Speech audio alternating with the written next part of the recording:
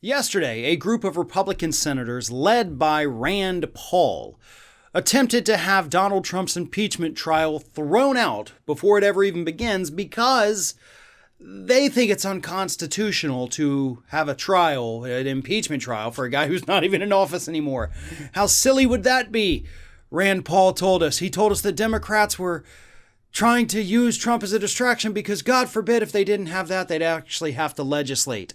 Rand Paul's speech, by the way, if you haven't seen it, I tweeted it out with a comment mentioning that this was basically a case study in projection. That's all Rand Paul did in his absolutely insane speech is the only way to describe it. It was nothing but projection. Everything he's accusing the Democrats of doing is exactly what Republicans have been doing for years. So Rand Paul just gave everyone in the world a lesson on what projection really is.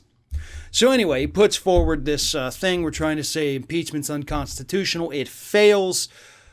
But the failure of it, the vote that made it fail, also revealed that impeachment itself is going to fail. We are not going to get a conviction of Donald Trump. The measure was tabled 55 to 45. 45 Republicans said, yeah, let's go ahead and say that this impeachment is unconstitutional. Only 5 voted with the Democrats. And if you remember your math, you got to have a total of 17 Republicans voting with the Democrats in order to have the conviction and the ban from running from office again. Running for office again, not running from office. So, again, this tells us the trial itself is basically effectively dead because nobody in that room is going to be an impartial juror. Every one of them has basically already made up their minds. Unless there's some kind of new, secret, shocking evidence that's going to come out, which I don't think there would be because these senators would be bragging about it, saying, "Oh, look what we got."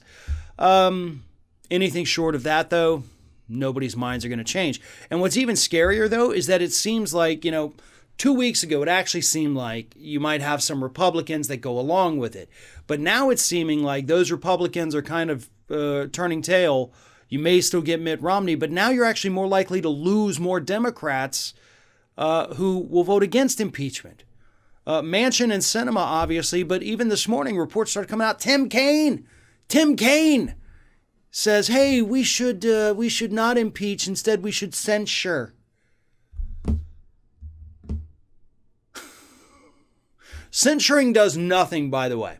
Just so everybody understands, if you get censured, do you know how that affects your life? Do you know what you have to do differently from that point forward? Yeah, nothing. It's just in the record that you did something people didn't like.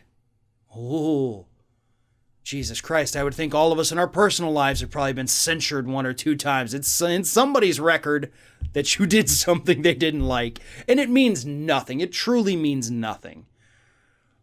But the Democrats are losing support from the Senate. You step outside that building, though, and this is what's hopeful, they've got the majority of the country at their back. So, the Senate may be voting to acquit, but the public isn't going to just be hunky-dory with that happening. So that's the only silver lining here. Republicans are going to win the battle, but they may just lose the war in the process.